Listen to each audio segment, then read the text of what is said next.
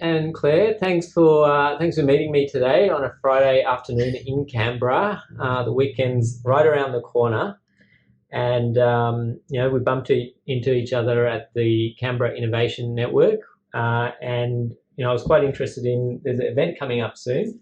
But firstly, I thought people watching this video they might not know too much about the Canberra Blind Society and what you do, but I'll ask you both.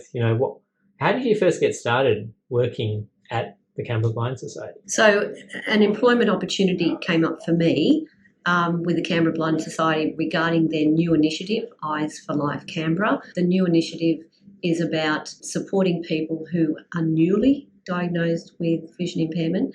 So they've just come from their optometrist or their ophthalmologist.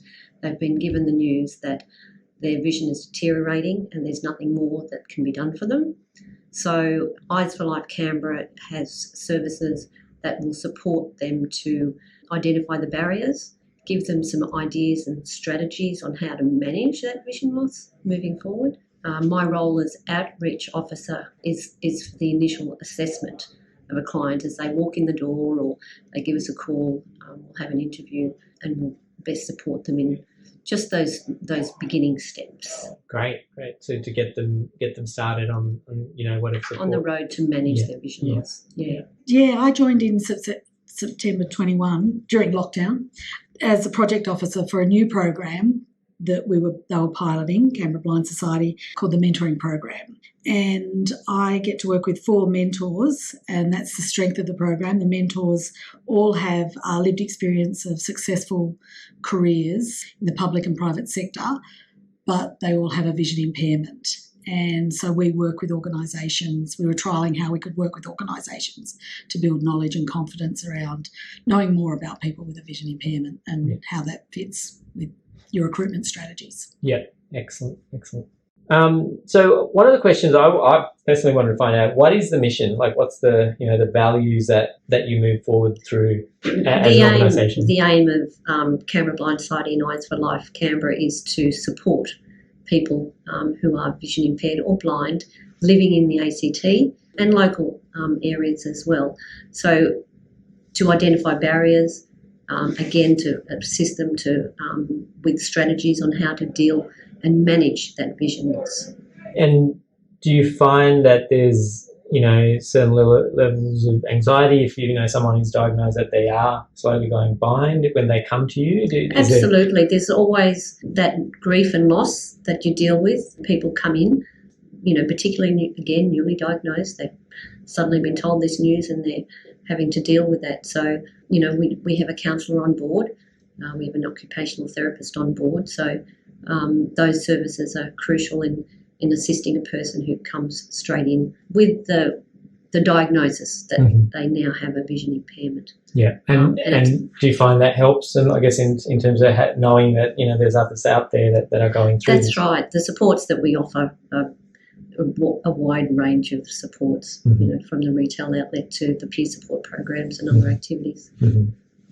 And Claire, what are your So I suppose it sort of builds a bit on, we work with organisations and we sort of have targeted 2 groups in this program. One is the diversity and inclusion, HR, people team, but also if there's anyone within the organisation who has a vision impairment who would like to talk to someone who has had maybe similar experiences, and that the idea of people losing sight sort of in their 50s when they're at the peak of their career, the grief is a big part of it. So sometimes they don't share, but sometimes they do. And we've found our mentors have really supported people through that. So I suppose the mission or the objective of our program is designed to build knowledge and confidence of employers so that to increase and strengthen inclusive employment opportunities for all people with a vision impairment, because we still find that there's people who don't disclose and that presents, trickiness, because I think some, management think it's a performance issue, but there's lots of assistive and adaptive technology that can help them in their role. They don't want to lose all their wisdom and expertise. So our program has helped encourage that in ways, but also given confidence to some of the people who do have a vision impairment who at first thought, I'll just get on with my job.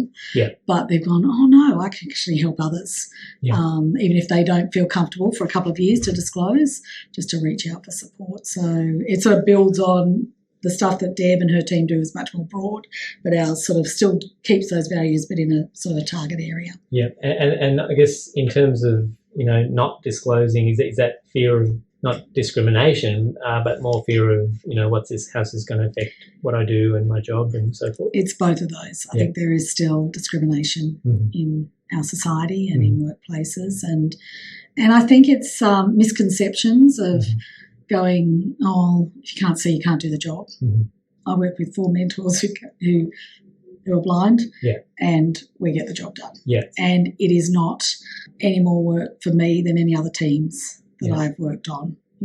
Once we know how I get the information to them, they do that and they pull me up when I talk too much. So it works really well. So, there's misconception out there, but there are a lot of people and other ones that just want to get on with their job. Do you find part of your role is that education for providing that kind of, okay, look, it can be done in certain ways? Yes, yeah. Okay. And there are people in the diversity inclusion area who already know of stuff and they want to encourage people. They're learning more in the space to sort of make people feel comfortable with disclosing. One of the areas that we have is accessibility on. There's so much more technology now. Yes, 2 of my mentors are very experienced with Braille, but they also use assistive technology and reader software on computers. And we have connected with some IT people who we thought would go, no, we've got it. And it's, they've put, that it is accessible, but there are areas in the design until you sit with someone who has a vision impairment, you go, oh, right. And the IT teams that we've had, a few of them that we've involved with, they've really embraced being able to go, okay, we can learn more from people who have got that lived experience. So, but you're right. And they also think, if I say that I'm blind, will it affect my job prospects? And in some cases it does, but in some cases, a bit more confidence and a bit more knowledge has meant that they've had other opportunities come their way. Yeah. So what kind of activities do you run through the Blind Society and Eyes For Life? Okay, so Eyes For Life is the clinical side. So we have the occupational therapist and the counselling services. We refer to other agencies such as guide dogs if the client may need orientation, mobility training, that sort of thing. Canberra Blind Society has some core programs and events that it runs. The core programs are run within the location here in the Griffin Centre, and they include peer support programs such as a monthly Sensable cooking program. So people with vision loss come in and learn how to work in the kitchen in a safer way, using safe methods of cooking, learning how to cut food safely. Best part is they eat at the end of the day, take away the recipes, and they're a jolly group. So, it's a great peer support program. Another monthly one is the audio book group. Vision Australia has a library where all the members join. They get their audio book. They all read it during the month. They come together in the rooms here and discuss it, tell what they like and what they didn't like about the book, have morning tea, and it's another great peer support program. We have Friends of Braille program. They come on board and they're an interest group, so that they like to come in and talk about Braille and basically, again, just come together as a group of people with an interest. Another peer support group is the Art and Craft program, and that's really successful too because it's got some really great outcomes. The opportunity for clients to bring in their own art piece from home. So, and they really need a little bit of help, to hands-on, one-on-one. So it's a small group. It's only about 5 or 6 people, led by a wonderful woman by the name of Angie, and she works one-on-one to assist them to create their piece, whether it be a knitting project or a painting project or a napkin art we've had recently, beading, making jewellery, that type of thing. She will work with them on their own piece to develop that piece of art, and they'll walk away and they'll be so confident that they've finished their piece and proud of themselves. And and it's also helping with their fine motor skills too, in a way, just to develop those and improve the skills. So it's quite supportive. It sounds like having the number of these programs is quite supportive, both for the emotional well-being as well. Absolutely. Yeah. Absolutely. Yeah. Yeah. That's why they are peer support programs. Yeah. And they share with each other as well. That's a big part of it. Other events that we run would be excursions out and about in Canberra, you know, places of interest like the War Memorial. We'll have an excursion out there. We'll have a lunch. Things are changing all the time. We go to the museums and the art galleries. Just because a person is blind or has a vision impairment doesn't mean they can't experience a piece of art. And in some cases, some of the galleries and some of the artists lately are letting people have a hands-on experience. Okay. So that's really interesting. Becoming more conscious of, you know, access. Yeah. So we have that sort of thing, but you know, we have Easter and Christmas lunches. So, and that's a really important program too, because people are still isolated and they need to come together to chat with their friends that they saw 6 months ago or 12 months ago and catch up with them in a festive way over a really, you know, nice meal. We'll provide the food obviously here in the Griffin Centre. We have had picnics, that sort of thing. But again, it's all about catching up with your friends. Was it difficult during COVID? Oh, absolutely. Yeah, there was none of that. Yeah. Everything was Zoom. The groups, the core programs, the art and craft group, the Friends of Braille group, the audio book group, they all except for the cooking group, they Zoomed. Yeah. So they had that opportunity to chat and talk and catch up. The other activities, no, there was that was halted for basically 2 years. Yeah. When we did come back together and finally had our picnic last year for Christmas, it was wonderful. Everyone was just so happy to see each other. And I know that feeling is, you know, out there for a lot of people. You know, throughout the world, not just just everyone. But we can meet again and we can be together. And how have you been going? And those are basically the type of programs that we run on a regular basis. Was there anything you wanted to add to that? Yeah, so I do a lot less of that, our team, but our mentoring program, like the mentors played a key role in designing it and implementing it, and there's sort of 4 main ways that we've been building this knowledge and understanding is providing a quality customised mentoring approach. So we connected with people over 5 sessions, the mentors and the mentees in those 2 roles that I sort of said earlier in HR, and we had some structure to that, but sometimes they went off on specific areas that were pertinent to the organisation. So because it was a pilot, we were able to adapt and built some really great relationships. The other one was, and through those discussions, we identified challenges and barriers to inclusion and accessibility and employment. And then we're also through that able to create awareness of what people with a vision impairment can do. So our mentors, as I said, 2 of them were lawyers, one had worked in education in universities and in all the 3 areas, schools, TAFE and universities, and another one had worked in IT and finance. So our mentors were really experienced with that. And then from all that information we gathered, we've developed resources and activities we're going to facilitate. We got extended funding. So this year we're going out to do some more mentoring, but also do these activities. And some of them are things like, you know, a user-friendly checklist to do alt text on images. So everyone goes, I don't know how to describe the image. How is it helpful? There's that sort of stuff.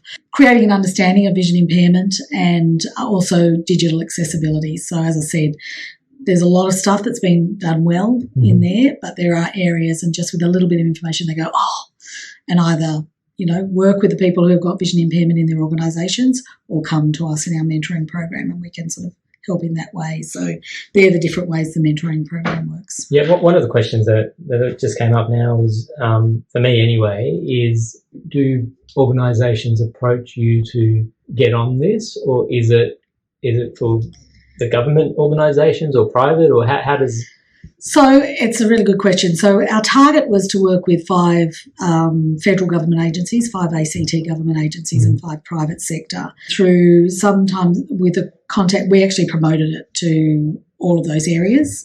We were really well supported by the APS Commission in promoting it with federally, and we had quite a few interested, but then the timing didn't work, but we managed to get our 5 within that, working with them. ACT government, we had a contact and they shared it throughout their whole people network, and again, we managed to reach the 5.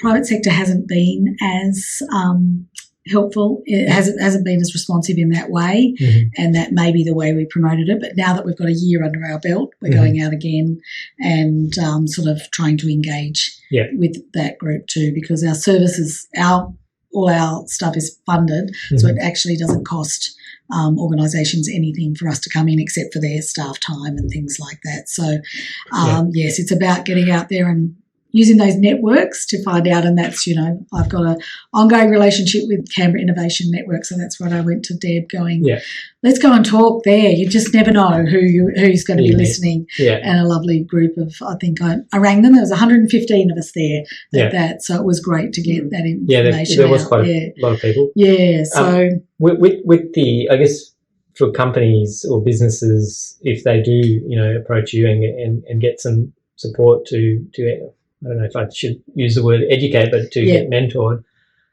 it would obviously be something that would be positive for them, because they've got this, this knowledge base that they can apply to people and provide opportunity. I can only see positive for it. The thing that helped us a little bit in the public sector is they've got disability employment strategies.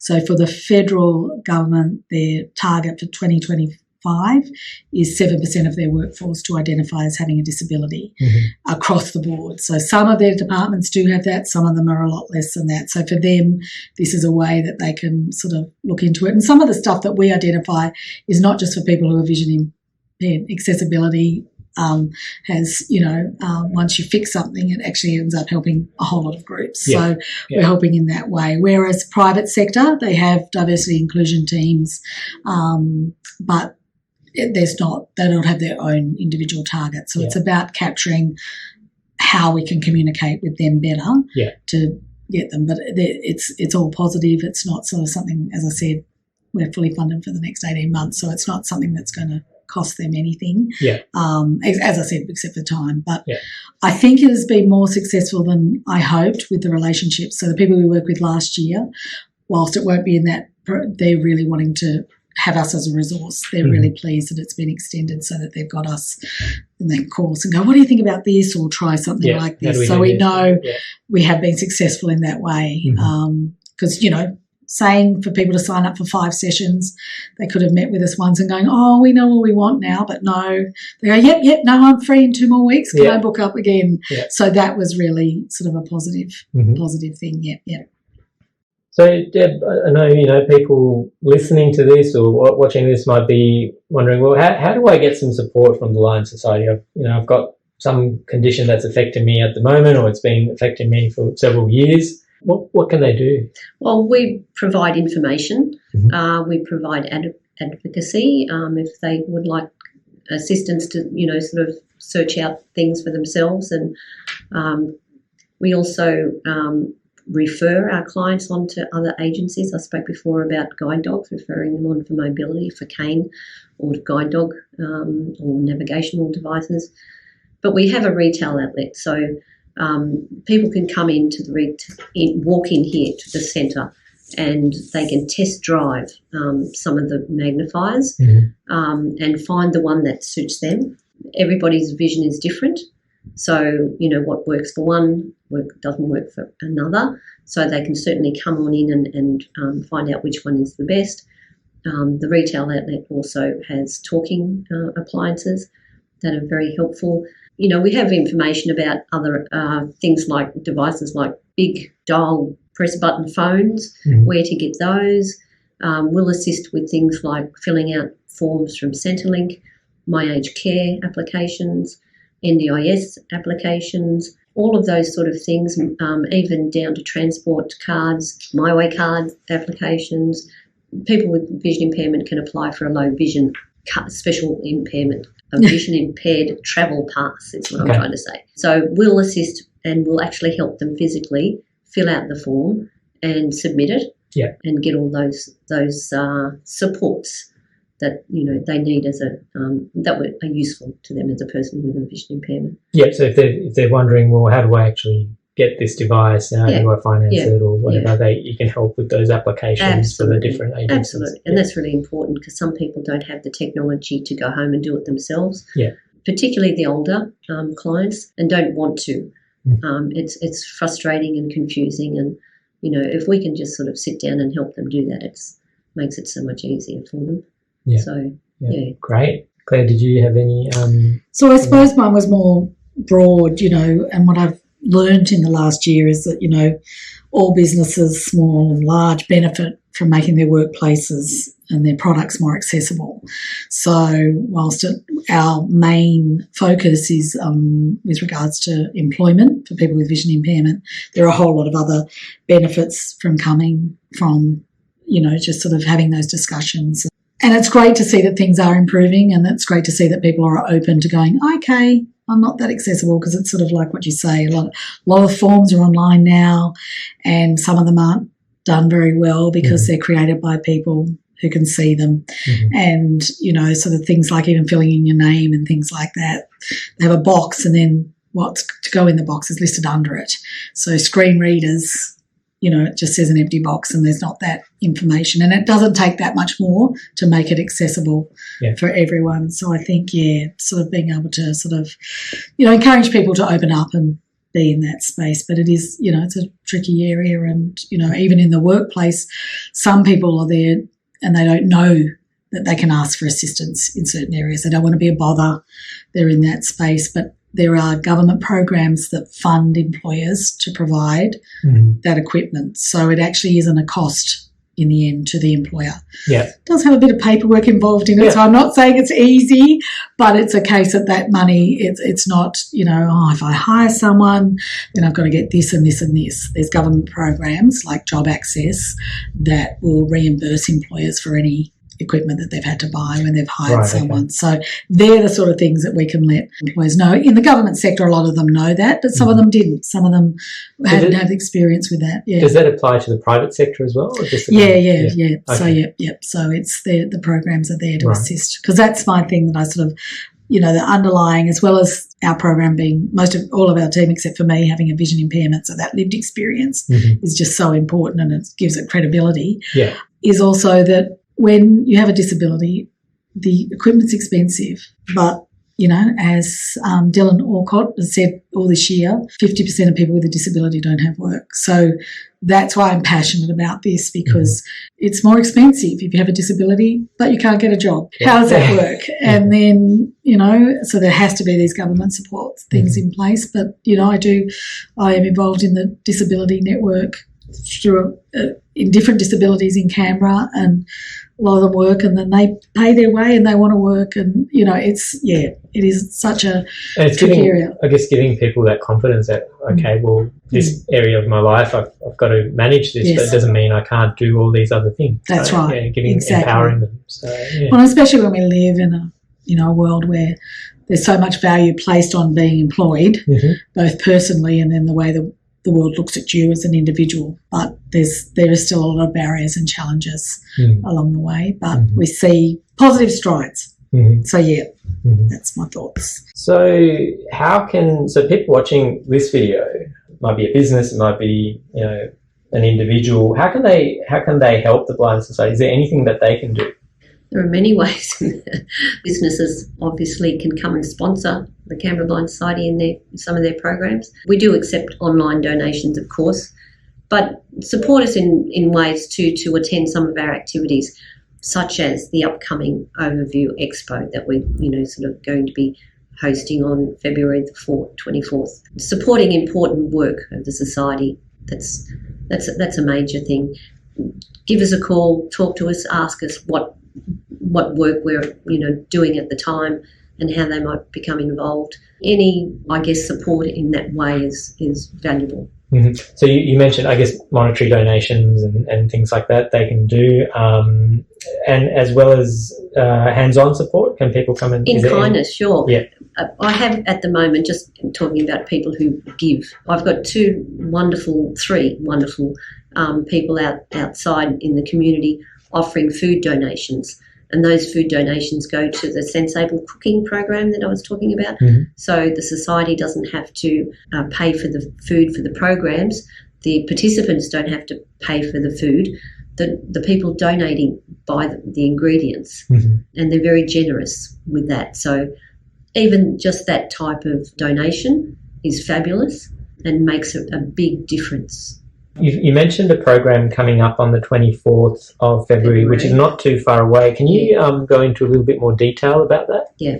So we're bringing back, because during COVID, of course, everything shut down, but we're bringing back an annual event, which is an assistive technology expo. It is scheduled for, and it's going ahead now, of course, for Friday the 24th of February. The display itself will have service providers from around the eastern states coming in from various places to display their assistive technology here in the Griffin Centre. So from 10 o'clock till 5:30, and it's not just people with a vision impairment. These are teachers working with students in the schools with vision impairments, parents, employers, government departments. People who use the assistive technology also include skin specialists, because they use the big magnifying lamps to craft groups. So it's open to the general public. They can come in and they can have a hands-on experience with the technology. So that runs for the full day. We've got Andrew Lee launching the program at 1 p.m. But before that, we also have in the morning a seminar which is titled Making Invisible Visible. And we have the keynote speaker is Dr. Farron Sabiti from the University of Canberra, and he'll be speaking about the research that they're doing at the university in age-related macular degeneration. But we also have other speakers from the University of Canberra and ANU coming on board, and also talking about retinal therapies and their work. Optometry. The University of Canberra has an optometry school. You know, there's a speaker coming to talk about that. And the fourth speaker will be someone from Achilles running and walking group for people with a vision impairment. And he'll talk about how important it is to have an active lifestyle for a person with a vision impairment. So that runs from 10 a.m. till 12 noon. So it's a whole day event. Yeah. It's a full day event. Full day. Yeah. Yeah. So, and it's open to all? Is there a registration? No, it's open to all. Okay. Yep, just come on in. You don't have to register? No, you don't. Okay. Come on in. Yep. We'll ask when you come in we'll have a registration desk, and we'll say, where are you from? How did you hear about us? Yep, and it's here in the Griffin Centre? It's in Canberra. In the Griffin Centre. Great. Yeah. And as part of that, when that was happening, I thought it was a great way for our mentoring program to also promote ourselves. One of the things that I didn't say earlier is because of the whole COVID thing, a lot of our mentoring programs happened via Zoom, which worked really well because we were able to go national. So we actually had mentees all around the country who were able to talk to our mentors. But for the Canberra-based organisations we work with, it's going to be great for them to be able to come in and meet their mentors face-to-face. Yeah. We're also, the activities that we talked about, we're going to trial some of those, and we'll talk about what we're going to do this year. So we'll be doing that in the afternoon after the seminar in the morning. We're also, and I think, Deb, you mentioned with regards to the visual arts being more accessible, we're also trying to get some information on that. So along with Achilles, it's looking at the technology, it's looking at the research, it's looking at employment, and the other part is that social interaction that, with our social peer groups, that is so important to sort of opening more doors for people to be involved in the community in a range of ways. And there's, people doing good stuff out there, but it's like you said, if you don't know it's happening, then, this is a way for us to, broadcast to the world what's available and what's happening. Yeah, so I guess it's a good opportunity for someone, I guess, who is suffering or managing a condition to come in, or even a business if they want to find out more and how they can support people That's So, right, yeah. Because I think the thing is, when I sort of, in closing, we would like to invite everyone to this event because, as I said, knowledge and confidence to, in the world is really important. So we want them to learn more about accessibility, inclusion and innovation that's happening in this area, and how technology and more awareness, which is really important, assists the autonomy and independence of individuals with a vision impairment who every day have to deal with a world that's over-reliant on being sighted. Mm-hmm. So, we walk outside and we see those scooters fallen over and we go, and we've spoken, there's sort of so many things, the sandwich boards that they do, the people in our organisation navigate them all beautifully. I don't know whether I would be able to as well. So just to raise that awareness that, and that's what I've learnt in this role, really recognised how, visually I look at the world and we just take it for granted. We just take it for granted. Yeah. And so that was why it was just wonderful when everyone participated in my little small activity at Canberra Innovation Network and closed their eyes for a moment. It was, great opportunity, and that was based on coaching from Deb suggesting that idea, and one of my mentors suggested as well, so it was great to be able to put it into practice. Yeah. So thanks, Claire, Deb, for, catching up today, and looking forward to seeing what comes out of the event on the 24th. And if people want to reach you, what's the best way they can contact you? They can call the office on 6247 4580, or they can look at the website, Canberra Blind Society website or Eyes For Life website, and get some details there.